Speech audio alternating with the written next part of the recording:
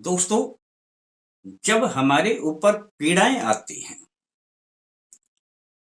तो हम कई बार अपना मन मस्तिष्क कितना ही दौड़ाते हैं, परंतु समझ नहीं पाते कि पीड़ा आ कहां से रही है। दोस्तों, इनका कोई गणित नहीं हुआ करता है।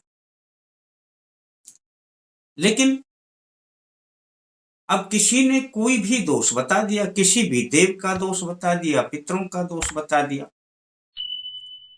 अब यह आपने मान लिया, लेकिन यह हकीकत में है कि नहीं, यह इसकी पूरी पुष्टि नहीं होती है।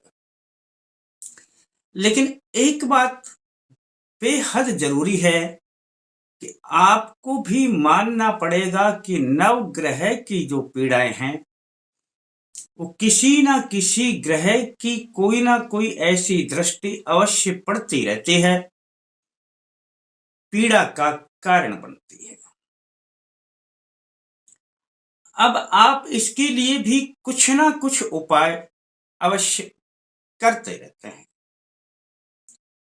कितना फायदा होता है यह आप ही जानते हैं। आज मैं जो बात बताने जा रहा हूं दोस्तों, ये बात है कि यदि हम कच्चे दूध का भोग लगाते हैं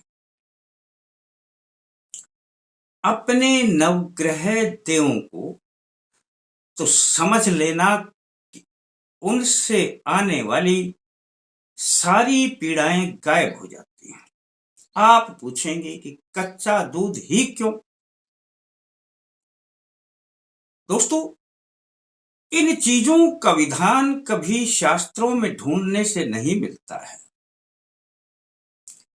लेकिन हां, प्रत्यक्ष में यह देखा गया है कि जो भी भगत लोग होते हैं, किसी की भी साधना करते हो, परंतु वे अपनी साधना के दौरान कच्चे दूध का भोग अवश्य लगाते हैं।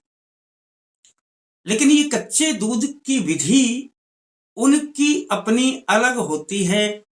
वह अपनी अग्नि जला करके दीपक के सामने उस पर भोग लगाया करते हैं। मैं जो विधि बताऊंगा बड़ी सरल बताऊंगा, और दोस्तों, आप कच्चे दूध का इस प्रकार से ये छींटे लगाएंगे, नव ग्रह में चाहे किसी भी ग्रह से पीड़ा आ रही हो, आपकी पीड़ा गायब हो जाएगी और नव ग्रह से मिलेगी पूर्ण कृपा। मैं सत्यनारायण शर्मा, जय माता दी बोलते हुए अल्टीमेट ज्ञान में आपका हार्दिक स्वागत करता हूं। प्रयोग बड़े आसान हुआ करते हैं दोस्तों। आपने यह प्रयोग रविवार के दिन करना है, और रविवार के दिन आपको थोड़े से कच्चे दूध की आवश्यकता होगी। अब कच्चा दूध आप कितना भी ले सकते हैं, 50 ग्राम है, 100 ग्राम है, कम है, ज्यादा है, कोई फर्क नहीं पड़ता है।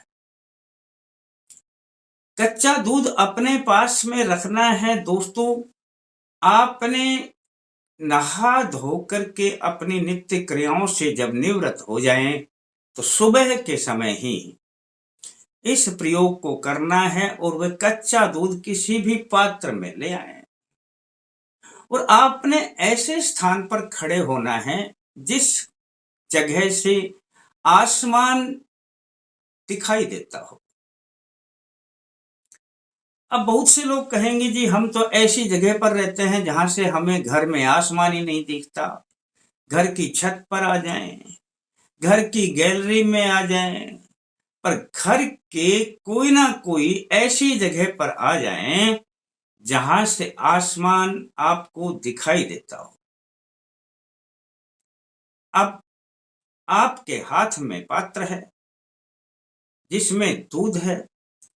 आपने अपनी छोटी उंगली के पास वाली अनामिका उंगली से 3 बार, एक बार डुबो करके ऊपर आकाश में छींटा लगाना है।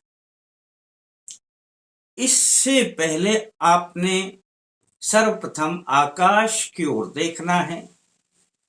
आकाश में 9 ग्रहों का ध्यान करना है और 9 ग्रहों का ध्यान कि इस आकाश में सारे ग्रह विद्यमान है। ये इनका घर है, यह इनका स्थान है। बस इतना सा आपने अपने मन में सोचना है। अब आपने पूर्व की ओर मुख कर लेना है और आकाश में देख करके, और अब आपने अपनी उंगली, यह अनामिका उंगली, दूध में डुबो करके ऊपर छींटा लगाना है आकाश में और बोलना है ओम श्री अंतरिक्षाय नमः। हो गया। कितना आसान है। दूसरी बार फिर इस उंगली को दूध में डुबोएं और ऊपर ऐसे ही छींटा लगाएं, ऊपर देखते हुए ओम श्री नवग्रह देवेभ्यो नमः। और बस अब तीसरी बार भी इस उंगली को डुबोएं दूध में और फिर ऊपर छींटा लगाएं ओम श्री नवग्रह देवेभ्यो नमः। इतना बोलने के बाद बस आपने अपने मन में विचार पैदा करना है या बोल देना है कि सभी ग्रह मेरे पक्ष में रहें, मुझ पर अपनी कृपा बनाए रखें। इतना सा काम है दोस्तों, रविवार के दिन करना है। अब यह जो दूध बचा है, इस दूध को या स्वयं आप कर्म करके ग्रहण कर सकते हैं, मिष्ठान मिलाना चाहे मिष्ठान मिला सकते हैं। अब आपको इसको किसी भी प्रकार से सेवन कर सकते हैं। घर में यदि कोई भी सेवन करना चाहे कर सकते हैं। इसको चाय में बना करके सभी के लिए प्रयोग भी कर सकते हैं। आप इसका प्रयोग किसी भी प्रकार से अपने घर में कर ले। आपका कुछ नहीं गया दोस्तों, लेकिन काम हो गया आपका। आपने यह एक रविवार किया है दोस्तों, ऐसे ऐसे आपने 7 बार करना है, यानी 7 रविवार करना है। सारे ग्रह आपके फेवर में आने लग जाएंगे। किसी से कैसी भी पीड़ा आ रही हो दोस्तों, गायब होने लग जाएगी। आप कभी नहीं कहेंगे कि नवग्रह से मेरे पास पीड़ा आ रही है। कर लेना दोस्तों, यदि आपकी बुद्धि मानती है तो। और मानती है बुद्धि तो किसी और को भी बता देना।